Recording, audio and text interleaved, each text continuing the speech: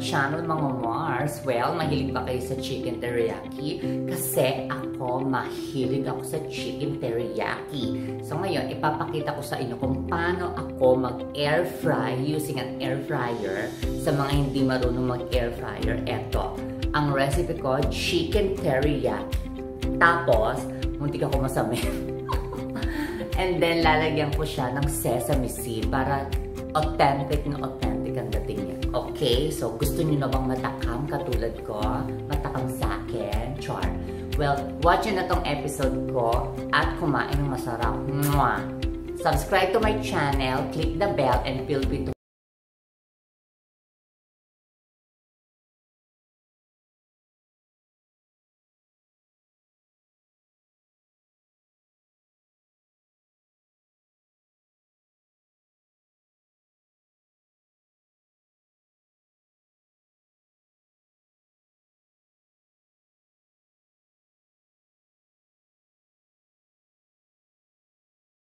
rosemary and crispy garlic, and then we have our main Chenilin Bumblebee teriyaki sauce. Ayan.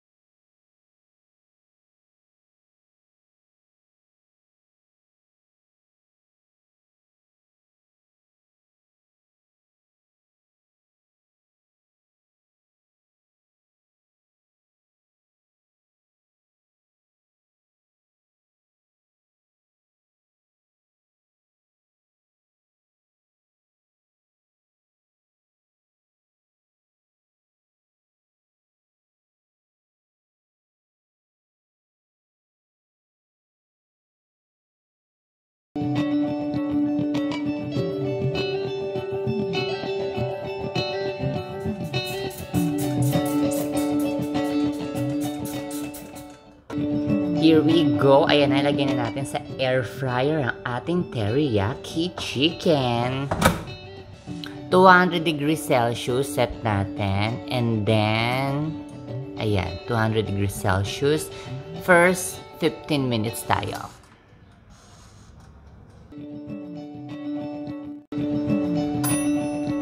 Here we go. Ayan na. Tapos na yung 15 minutes. Check na natin. Wow! Ang bango. Smells so good. I like the texture. Ang bango-bango ng ating chicken teriyaki. So ngayon, i-flip muna natin sila para yung other side naman. Para mas lutong-luto at mas maganda. Alright? Okay. Flip na natin. Ayan. Yung other side naman ang iluluto natin. Yan. Okay. Looks so yummy. It smells so good talaga.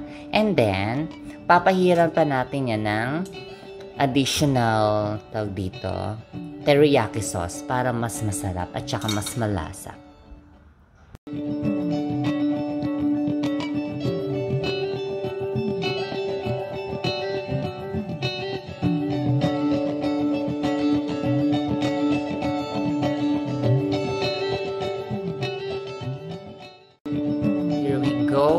Balik na natin. Additional 10 minutes tayo. Ayan. Ready na ang ating chicken teriyaki air fried version. Wow! Ang bango. Sarap. Yummy! Super bango siya at saka talagang ito yung tamang timing lang ng pagluluto ng air fried teriyaki chicken. 25 minutes yung total niya. Yan, medyo crispy siya. Yan. Yan. Sticky at saka malasa talaga siya. Amoy na amoy yung teriyaki sauce. Love it. So ngayon, i-prepare na natin.